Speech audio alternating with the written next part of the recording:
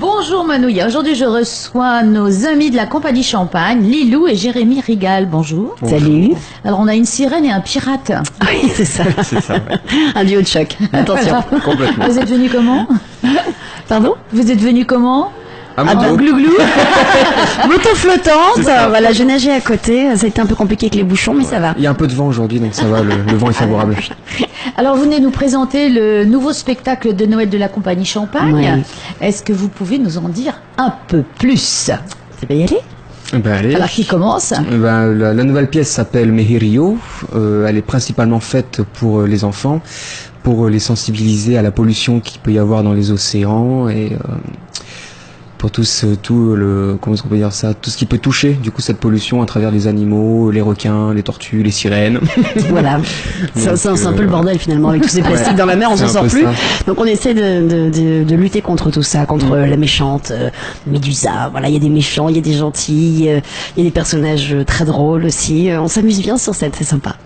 Alors comment ça se passe? Il y a des répétitions? On a Non, commencé. c'est une garine de nous, on s'est C'est dit ça, tiens, on va y c'est aller que le de jour de la l'improvisation en première, fait. Non, oui, bien sûr, il y a des répétitions. Avec toute l'équipe. Donc dans l'équipe, on retrouve également donc Catherine Chanson, une Martine aussi. Ben oui, je joue dedans, c'est pour ça que je vous invite. Je fais ma pub en fait. T'as bien raison, il faut le faire.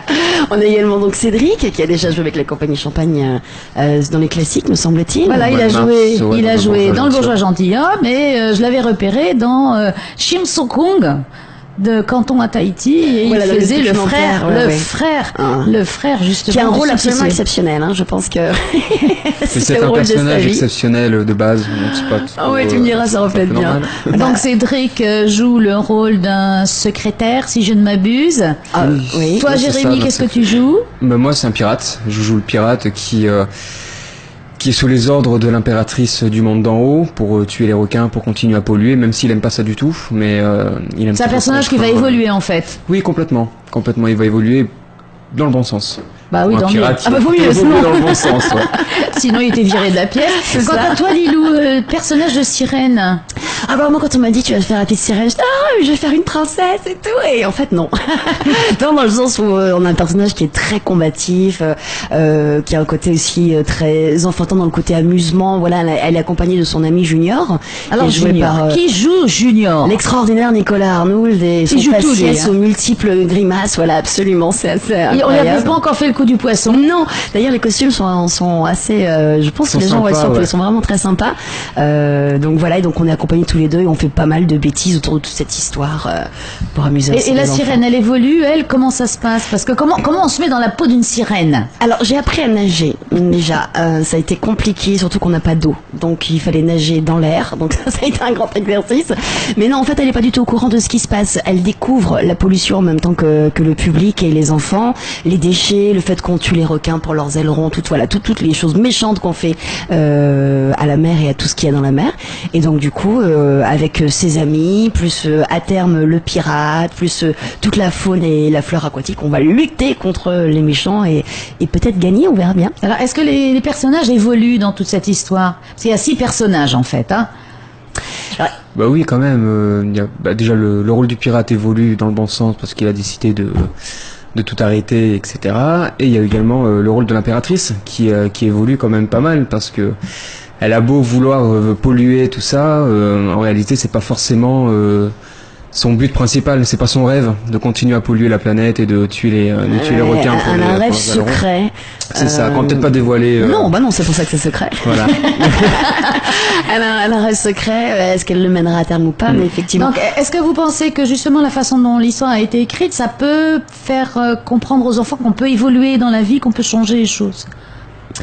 Ah bah oui, c'est-à-dire que oui, je vois où tu veux en venir. L'objectif effectivement c'est de leur faire comprendre qu'avec de la volonté, un petit peu d'acharnement et surtout de l'entourage et être soutenu par les gens qui nous entourent, on peut faire évoluer les choses dans n'importe quel domaine. Et cette pièce est un petit peu faite pour ça, pour sensibiliser les enfants à cette évolution du quotidien. Alors justement, ça se joue quand et où?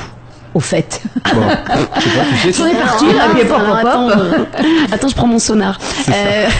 Non, c'est ce jeu qui est de la Maison de la Culture. Donc on est dans les scolaires pendant 3 semaines quasiment. À partir du 28 novembre. Voilà, tout à fait. Et à partir du 9 décembre, on est en représentation grand public le vendredi soir, samedi soir et dimanche soir.